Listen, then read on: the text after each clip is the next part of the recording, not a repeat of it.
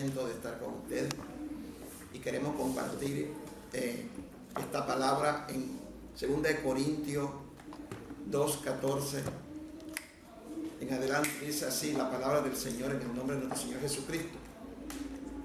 Mas a Dios gracia, el cual nos lleva siempre en triunfo en Cristo Jesús por medio de nosotros, manifiesta en todo lugar el olor de su conocimiento. Porque para Dios somos grato olor de Cristo en los que se salvan y en los que se pierden. A esto ciertamente olor de muerte para muerte, y aquello olor de vida para vida. Y para estas cosas, ¿quién es suficiente? Pues no somos como muchos que medan falsificando la palabra de Dios, sino que con sinceridad, como de parte de Dios y delante de Dios, hablamos en Cristo. Dios añada bendición a su palabra. Quiero compartir algo sobre el evangelio moderno comparado con el pensamiento de San Agustín. Hoy se practica un evangelio diferente.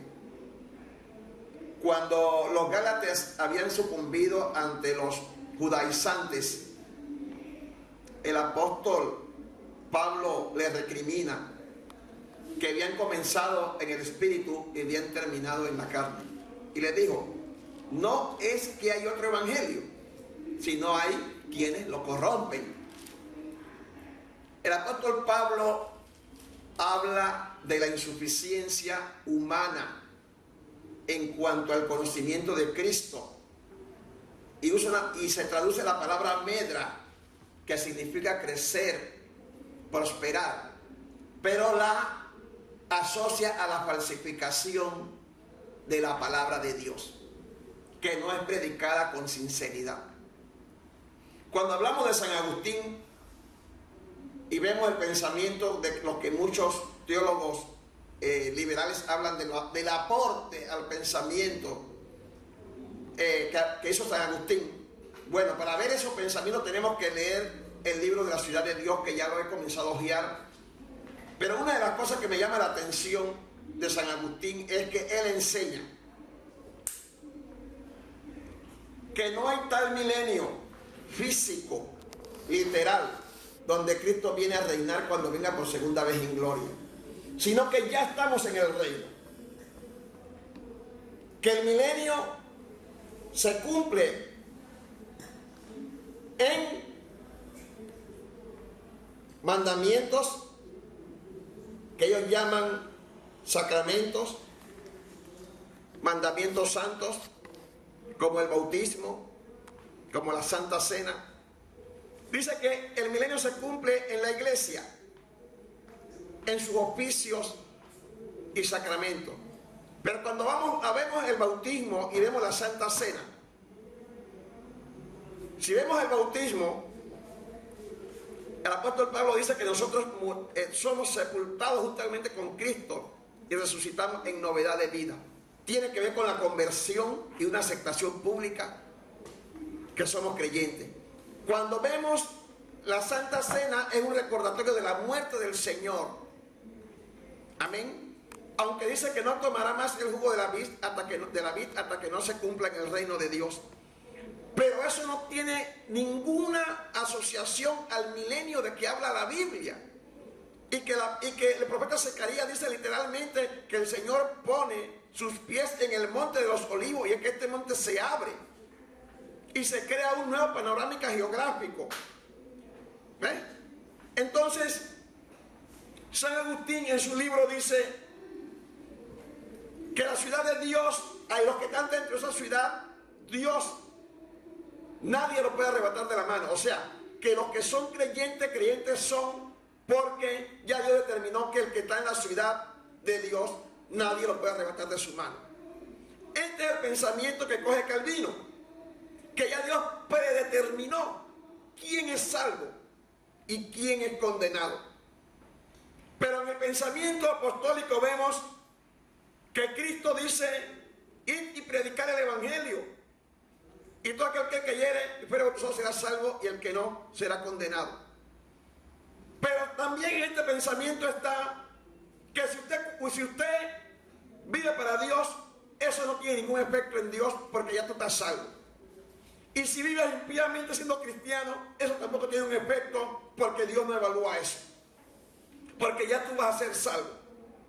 Por eso ustedes ven que ya en las iglesias ya no se predica bíblicamente, sino que ya estamos en el reino, que es conocido como el Kingdom Now. Eso no es de ahora, eso es católico. Eso está fundamentado en el libro que se llama La Ciudad de Dios, escrito por Agustín de Hipona. Pero ¿quién es Agustín de Hipona? Agustín de Hipona era un teólogo muy influyente que en el siglo IV y V fue la punta de lanza que usó el enemigo para poner el fundamento teológico del catolicismo romano. Entonces, era el milenio, era un concepto que estaba en la iglesia, que ya era de Dios, ya estaba en la iglesia. Porque esto que la iglesia ya lo que se llama salvación, que la iglesia que viene de Irineo, siglo III, salvación universal, que todo el mundo va a ser salvo. ¿Por qué? Porque tanto creyentes como no creyentes al final tienen que pasar por el fuego purificador. Y que hasta Satanás, según Irineo, iba a ser salvo. Ustedes ven que ya no se predica santidad y salvación, porque todo va a ser aquí. Conquista de países, conquista de reinos. La Biblia, se han olvidado lo que dice la Biblia. Y ustedes ven que este es el evangelio que medra, que hace crecer, que hace exitoso al predicador, al pastor. La iglesia llena. ¿Pero de qué? De falsificación. Porque el pensamiento teológico de San Agustín era totalmente herético. Entonces, ¿por qué nosotros tenemos doctrina católica de San Agustín dentro de la iglesia, donde San Agustín prácticamente enseñaba lo mismo que Irineo? Si Irineo influyó grandemente en San Agustín, entonces nosotros estamos teniendo un evangelio que ha traído mucha prosperidad a las iglesias, mucho materialismo, pero ya nadie piensa irse en el rapto, porque es que esto no contempla rapto, es que la iglesia va a establecer el reino, es que la iglesia va a conquistar las naciones, es que la iglesia se va a tomar el poder político, es que se crea una serie de ungidos que van adelante de la iglesia mejorando el mundo. Pero Dios le está dando una lección con cualquier cantidad de guerra. Dios le está dando una lección con el ébola. ¿Qué mundo mejor? Si lo que viene son cosas peores, porque el Señor, antes que caigan los juicios de Dios, se va a llevar a su iglesia. Este es un evangelio de una falsa esperanza. ¿Por qué? Porque no te predica la palabra de Dios, sino que son pensamientos filosóficos. Pero ¿quién era San Agustín? San Agustín era un estudiante de la escuela neoplatónica, pero ¿qué enseñaban los neoplatónicos? ¿Qué enseñaban los filósofos? Los filósofos griegos enseñaban que era imposible conocer la verdad. Ajá, que todo era relativo. De ahí sale el pensamiento científico, que lo que no se puede probar se queda como teoría. Entonces la fe no camina así. La fe no camina así. Porque cuando el Señor se aparece y dice, le dicen a Tomás, hemos visto al Señor, el Señor estuvo aquí. Y él dice, si no meto mi mano aquí y allá, si yo no veo su mano, yo no voy a creer. Cuando Cristo aparece, estando Tomás, le reprochó su incredulidad y le dijo, tú has creído porque has visto. Dichoso aquel que cree sin ver. Entonces, el materialismo de la iglesia ahora es que tú tienes que ver la prosperidad, tú tienes que ver el materialismo. Ya tú no andas, ya el éxito de la iglesia no es que tú andes en santidad, que tú agrades a Dios, que tú tengas lo necesario para vivir. No, el éxito de la iglesia es que tú tienes que tener una ropa cara, que tú tienes que tener una casa cara, que tú tienes que tener un carro caro, que tú eres un siervazo de Dios. Mientras más cosas materiales tengas, tú eres un super siervo de Dios, y eso es falso. Y por eso usted ve, como dice el apóstol Pablo, que medran falsificando, prosperan falsificando. Entonces vemos que el ecumenismo hoy, la falsa unión, está en que se quiere crear una religión mundial. No hay problema con la religión del mundo, porque ya está en el mundo. Con el Papa a la cabeza es ecumenismo. Pero el creyente sí tiene que cambiar, el creyente sí tiene que renunciar a las doctrinas fundamentales. Entonces la pregunta es, ¿cómo nosotros hemos apartado del pensamiento de hombres que lucharon por esta doctrina? Como Spurgeon, que dice, ¿para qué voy a estar yo unido en la mentira? Prefiero mejor estar separado por la verdad. Entonces, ¿qué hago yo para entrar en una supuesta unidad ministerial? Pero tengo que abandonar que hay un rapto, tengo que abandonar que la santidad es separado, tengo que aceptar que la verdadera santidad es separado del mundo y no es tener mucho dinero.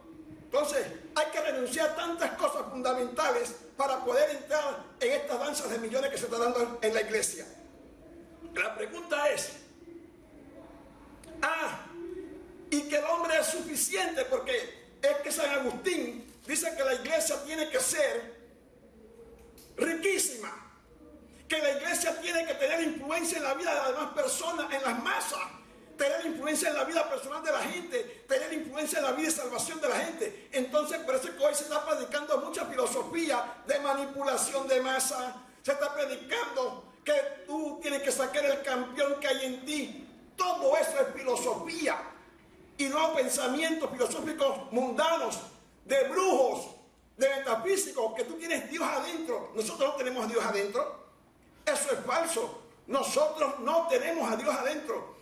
Nosotros, el Espíritu Santo hace residencia en nosotros. Eso es muy diferente. Entonces, como tú tienes Dios adentro, entonces está enseñando que cuando Dios se quiso multiplicar, entonces creó al hombre. Entonces hay un superhombre. Surge la teología antropocéntrica que dice que el hombre es el centro de la adoración y no Dios. Y por eso usted ve en Estados Unidos que hablan que nosotros vamos a sacar la iglesia de la dispensación de la gracia y la vamos a introducir al reino. Mentiroso. ¿Quién comienza una dispensación? Es Dios. Y quien la termina es Dios. Entonces, la iglesia se está poniendo una iglesia superpoderosísima. Una iglesia que no tiene límites. Una iglesia que se toma para sí atribuciones que la Escritura solamente dice que le conciernen a Cristo. ¿Por qué? ¿Por qué? Porque se está confundiendo lo que Cristo hace en la Escritura, también lo hace la iglesia, y eso es falso, que nosotros tenemos el mismo poder de Cristo. Eso es falso. Entonces, ¿quién es la cabeza?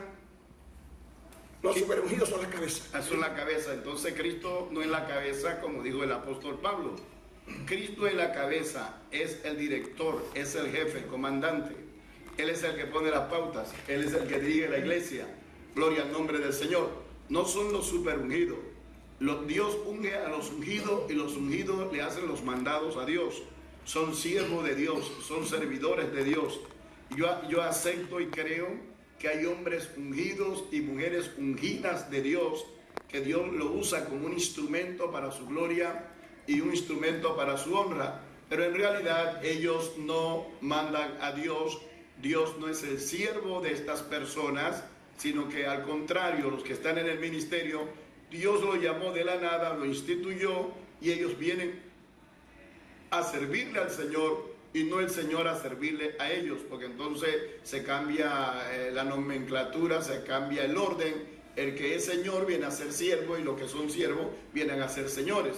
Es como el Señor le dijo, y como David en el espíritu le llama Señor. Entonces no es el Señor, el hijo de David en el espíritu, sino en la carne, en la descendencia. Jesús es el Señor de David, no David el Señor de Jesús. Hacerle una pregunta, hermano Eric. ¿El dinero es bueno o el dinero es malo? ¿Y cuál es dónde en ese balance, dónde debe estar el dinero en el asunto del ministerio, del servicio y de la propagación del evangelio y la vida del ministro? ¿Es bueno o malo? El dinero es bueno, pero hay que cuidarse del amor al dinero. Porque aquí el problema no es que el dinero, es el amor al dinero. Aquí el problema es la avaricia. La avaricia es la que está haciendo daño, porque por avaricia están aceptando, porque para poder prosperar en este movimiento de los púlpitos millonarios, hay que cambiar la doctrina. Y al cambiar la doctrina caemos en pensamiento de San Agustín y estamos predicando catolicismo romano de lo peor. Otra pregunta. ¿Por qué todos los mensajes que últimamente se escuchan tienen que terminar con dinero? Usted ve el helicóptero allá arriba, esto es una ilustración, pero cuando ese helicóptero baja, el énfasis, la conclusión del mensaje, introducción, desarrollo y conclusión es dinero. Porque todos los mensajes tienen que llevar al dinero y no a una exaltación de Jesucristo, que es la cabeza de la iglesia. ¿Por qué usted cree que siempre que se dan los mensajes terminan en dinero? Es que en el dinero está la opulencia y se está asociando el materialismo a la santidad. Que mientras más posesión de dinero tienes, se supone que tú estás más cerca de Dios. Y eso es falso. ¿Por qué? Porque Jesucristo derriba eso cuando dice que había un hombre que su propiedad había dado muchos bienes. Y él dice, alma mía, aquí tiene bienes para mucho tiempo, sáciate, vive. Y es porque dice que esa misma noche tu dinero va a pedir la vida de la persona. Y dice, y lo que tú trabajaste, ¿de quién será? Así son los que hacen negocios aquí, pero que no son ricos para con Dios. O sea que la riqueza está en el conocimiento y en el temor de Dios. Y de ahí el dinero está en el principio. Buscad el reino de Dios y su justicia y lo demás será añadido. El dinero es una añadidura. Lo primero es el conocimiento de Dios y el temor de Dios. Pero si tomamos como básico o como base el ministerio del Señor Jesucristo, llevó un ministerio de éxito, de revolución, de explosión, de poder, de autoridad. Sin embargo, dependía de las limosnas, y no vamos a hablar exactamente de ese término de limosnas, de las ofrendas, de las dádivas que daban las personas, y Dios siempre ha sido proveedor. Yo entiendo que cada ministerio tiene sus gastos, cada ministerio necesita el recurso económico, pero si Dios llama a un ministerio, lo endosa. Cuando Jesucristo llamó a los apóstoles y lo envió a predicar, cuando regresaron le preguntó, ¿le faltó algo? No faltó nada, porque el que lo envía a predicar también va a poner los cuervos, va también a proveer, y no tenemos que entrar en un extremismo de siempre estar predicando dinero y que yo deseo que la gente prospere, por eso predico dinero. Pero yo puedo desear que la gente prospere, pero el que va a prosperar es Dios. Dios es el que determina prosperar. Y si mi alma prospera, mi cuerpo prospera, también va a prosperar mis actividades económicas. Dios nos va a bendecir. Pero el peligro de esto es que se le está dando mucha preponderancia al Dios del dinero y no al Jesucristo que derramó su sangre, y la gente está detrás del materialismo. Así que cuando tú predicas un mensaje que nos trae mucho dinero y mucho crecimiento y mucho despojo, pues la gente no ve apetitoso ese mensaje. Quiere es de prosperidad, de tener y tener y tener, pero menos tener la gloria y la presencia de Dios. Voy a hacer otra pregunta acerca de lo que es el caso de la predeterminación.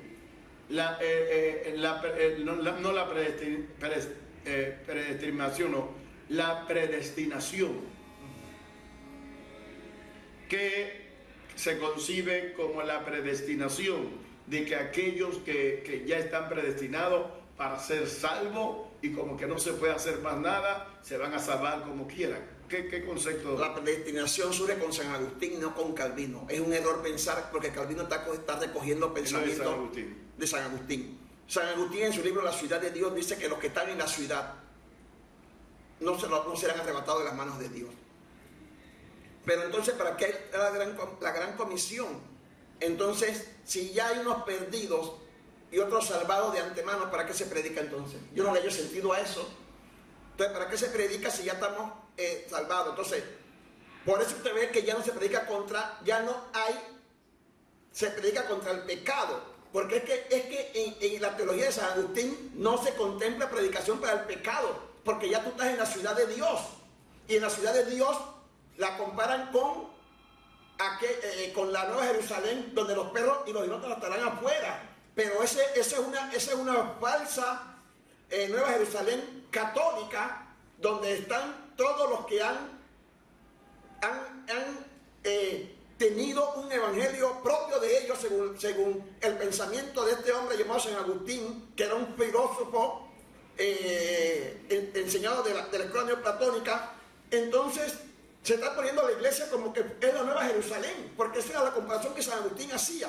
La ciudad de Dios es la iglesia, el que está aquí no se puede perder. Así que por eso es que usted ve ahora en el apostolado moderno no se predica contra el pecado, no se habla de adulterio, no se menciona a los demonios. Aquí estamos ya en el reino, porque se está diciendo que la iglesia es el cumplimiento del milenio, y eso es falso. Bien, cuando decimos que es falso es que no se puede probar con la Biblia dentro del contexto de la administración correcta. Sí, no se puede comprobar, no se puede probar por la palabra de Dios lo que nosotros